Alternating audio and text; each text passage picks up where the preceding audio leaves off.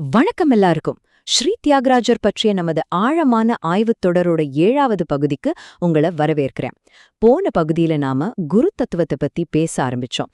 அதோட தொடர்ச்சியா இன்னைக்கு இன்னும் ஆழமா சில விஷயங்களை பார்க்க போறோம்.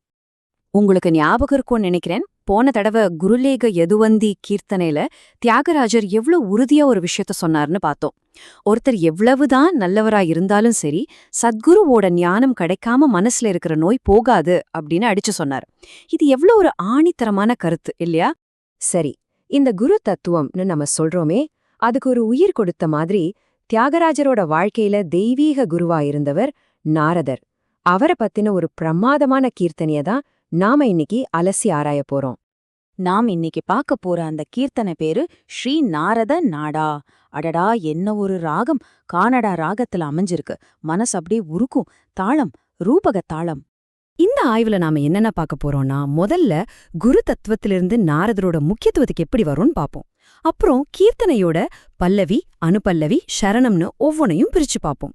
அதுக்கப்புறம் நாரதர் எப்படி ஒரு உலக சத்குருவா இருக்காருன்னு பார்த்துட்டு கடைசியா இந்த பாடத்தோட மொத்த சாராம்சத்தையும் புரிஞ்சுக்கலாம்.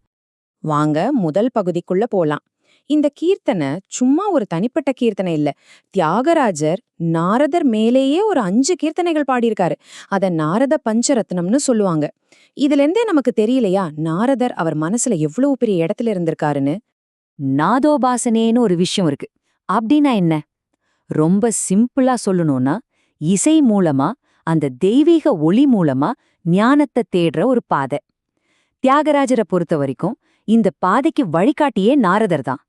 நாரதர் தன்னோட இசை மூலமா பிரபஞ்சத்தோட ரகசியங்களையே தெரிஞ்சுக்கிட்டவர். இப்போ கீர்த்தனையோட இதய பகுதிக்கே வந்தாச்சு, பல்லவி. இதுல தியாகராஜர் ஒரு உருவகத்தை பயன்படுத்துறார். அப்பாப்பா, என்ன ஒரு அற்புதமான சக்தி வாய்ந்த உருவகம் தெரியுமாது? இந்த வரிய நல்லா கவனிச்சு கேளுங்க. ஸ்ரீ நாரத நாத சரசீரூக பிருங்க சுபாங்க. பார்க்க சம்ஸ்கிருத வார்த்தைகளா இருந்தாலும் இதுக்குள்ள ஒரு பிரபஞ்சமே அடங்கியிருக்கு. இந்த ஸ்லைட்ல இருக்கிற இந்த உருவகம்தான் அது. அதாவது நாதம், அந்த தெய்வீக ஒலி, ஒரு தாமரை பூ மாதிரி. அப்போ நாரதர் யாரு தெரியுமா? அந்த தாமரையில இருக்கிற தேனை மட்டும் தேடி வந்து குடிக்கிற ஒரு தேனி. அடடா, நாதத்தோட சாரத்தை முழுசா உள்வாங்கின ஒரு நாத யோகி அவர். யோசிச்சு பாருங்க, எவ்ளோ அழகான ஒரு கற்பனை. சரி, பல்லவியே இவ்ளோ அழகா இருந்தா அனுபல்லவியும் சரணமும் எப்படி இருக்கும்? வாங்க நாரதரோட தெய்வீக குணங்களை தியாகராஜர் எப்படி வர்ணிக்கிறார்னு பார்க்கலாம்.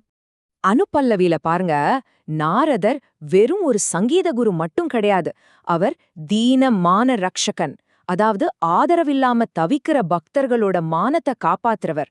அப்புறம் ஜகதீசன், இந்த உலகங்களுக்கே அதிபதி. அது மட்டும் இல்லாம நிலா ஒளி மாதிரி ஒரு குளிர்ச்சியான அமைதியான தேஜஸ் கொண்டவர்.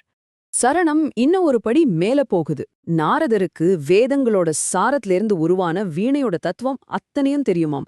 நமக்கு வர 3 விதமான உலகத் துன்பங்கள் இருக்கு இல்லையா, அதையெல்லாம் கடந்து வரவர்.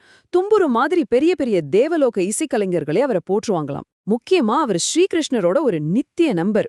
எல்லாத்துக்கும் மேல அவர் இதயம் எப்பவுமே ஆனந்தத்துல திளைச்சிருக்கும். இந்த கீர்த்தனையோட உச்சகட்டமே இங்கதான். தியாகராஜர் ரொம்ப தனிப்பட்ட முறையில உருக்கமா வேந்திக்கிறாரு, இந்த தியாகராஜன் உங்களை பாடுறேனே, என்ன காப்பாத்துங்க அப்படின்னு. அந்த மாம் பலையா அப்படிங்கிற வார்த்தையில ஒரு சிஷ்யனோட முழுமையான சரணாகதிய நம்மால உணர முடியுது.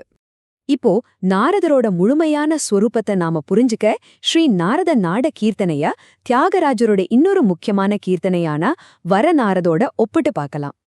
இந்த ஒப்பீடு ரொம்ப தெளிவா நமக்கு காட்டுது. ஸ்ரீ நாரத நாடவுள்ள அவர் நாதத்தோட குருன்னு போற்றப்படுறார். ஆனா வர நாரத கீர்த்தனையில மகாவிஷ்ணுவே நாரதர் தான் இந்த முழு உலகங்களுக்கான உண்மையான குரு அப்படின்னு பிரகடனம் செஞ்சதா தியாகராஜர் சொல்றார். இது நாரதரோட குரு அந்தஸ்த மிக உச்சத்துக்கு கொண்டு போகுது இல்லையா? கடைசியா நாம இவ்ளோ நேரம் பார்த்ததோட மொத்த சாராம்சத்தையும் ஒரு முறை தொகுத்து பார்க்கலாம். தியாகராஜரோட பார்வையில நாரதர் அப்படின்னா யாரு? நாம கத்துக்கிட்டதோட சுருக்கம் இதுதான்.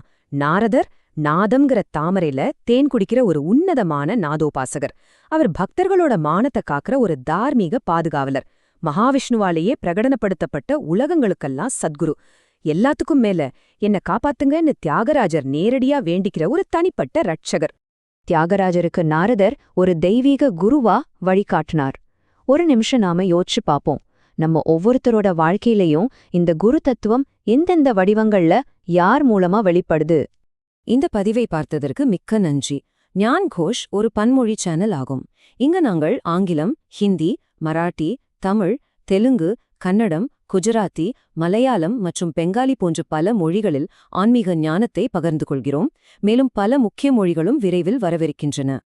எங்களது இந்த முயற்சி உங்களுக்கு பயனுள்ளதாக இருந்தால் தயவு செய்து ஞான் கோஷ் சேனலுக்கு சப்ஸ்கிரைப் செய்யுங்கள். அப்போதுதான் எங்களது தினசரி வீடியோக்கள் உங்களை வந்து சேரும். இந்த தெய்வீக ஞானத்தை லைக் செய்து உங்கள் குடும்பத்தினர், நண்பர்கள் மற்றும் சமூகத்தினருடன் பகிர்ந்து கொள்ள மறக்காதீர்கள். சனாதன தர்மத்தின் ஒளியை நாம் அனைவரும் சேர்ந்து பிரகாசிக்கச் செய்வோம்.